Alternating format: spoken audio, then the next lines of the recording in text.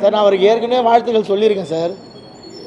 அவருக்கு நான் தமிழக மக்களே அவர் என்ன பண்ண போகிறாருன்னு எதிர்பார்த்துட்டு இருக்காங்க. ஸோ நானும் அது மாதிரி தான் வரும். காமன் மேனாக விஜய் சார் என்ன பண்ண போகிறாருன்னு எக்ஸ்பெக்ட் பண்ணிட்டு தான் இருக்கேன். வெயிட் பண்ணி பார்ப்போம் சார் என்ன நடக்குது. எனக்கு அதுக்கு மேலே அவங்களோட அரசியல் நிலைப்பாடு பற்றி பெருசாக ஐடியா இல்லை சார்.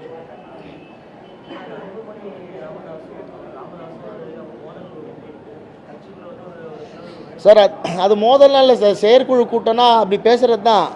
அவ்வளோ சுதந்திரமாக பேசுகிறதுக்கு அந்த கட்சியில் வந்து வாய்ப்பு இருக்குது, வழி இருக்குது. அவர் அப்பா இவர் மகனாக இருந்தாலுமே அவங்களுக்குள்ள இந்த மாதிரியான விவாதங்களை பொதுவெளியிலே பேசிக்கிற அளவுக்கும் அடுத்த நாளே அவங்க 2 பேர் ஒன்றா உட்காந்து மறுபடியும் பேசுகிறதுக்கான வாய்ப்புகள் இருக்க கட்சி தான் பாமக.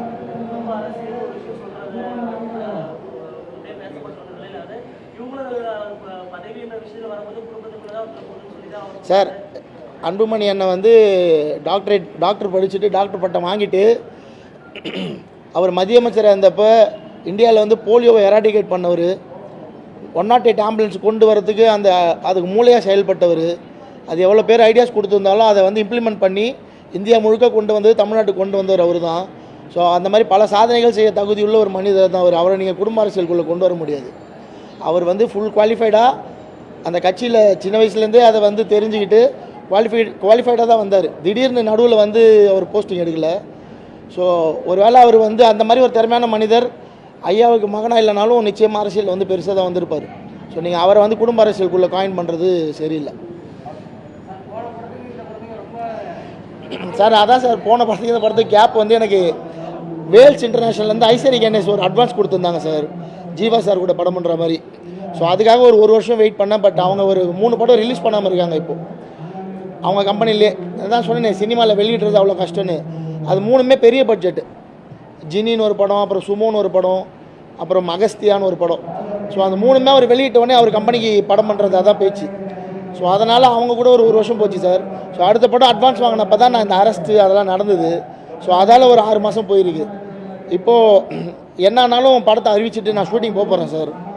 பார்த்துக்கலாம். இது வந்து ஏற்கனவே க்ரௌட் ஃபண்டிங்கில் படம் பண்ணி ஜெயிச்சவன் தான் நான். ஸோ எனக்கு இது பிரச்சனை இல்லை. நான் படம் அனௌன்ஸ் பண்ணுறேன், அதுக்கப்புறம் அதுவாக ஷூட்டிங் போயிடும். இன்னும் ஒரு வாரத்தில் உங்களுக்கு தெரிஞ்சிடும் படத்தை பற்றி தகவல் சார். போதும், நிறைய பேசிட்டேன். அதான் சொன்னேனே சார், அவர் பேசினதில் வந்து நிறைய நல்லது இருக்குது, நிறைய கெட்டது இருக்குது. நீங்கள் அதிலேருந்து எதை எடுத்துக்க போகிறீங்கன்றது உங்களோட தேவை தான். சமூக நீதி, இடஒதுக்கீடெல்லாம் அவர்கிட்ட இருக்குது நல்லதுகள். பெண்களோட நிறைய பிரச்சனை இருந்தது பெண்களுக்கு அந்த டைமில்.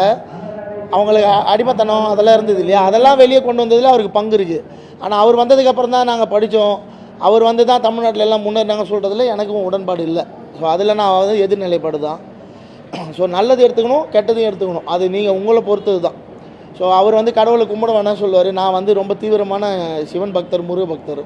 ஸோ அது மாதிரி நிறைய நிலைப்பாடு மாற்றம் இருக்குது. பேசுகிறவங்க அவங்கவுங்க எல்லாம் இது ஜனநாயக நாடு தானே. சீமண்ணன் பேசுகிறாருன்னா அவர் ஒன்று பேசட்டும், தீகாலேருந்து பேசுகிறாங்கன்னா அவங்களும் ஒன்று பேசட்டும். நம்ம கேட்டு எது நல்லது கெட்டது நம்ம பார்த்து எடுத்துக்கணும், அவ்வளோதான்.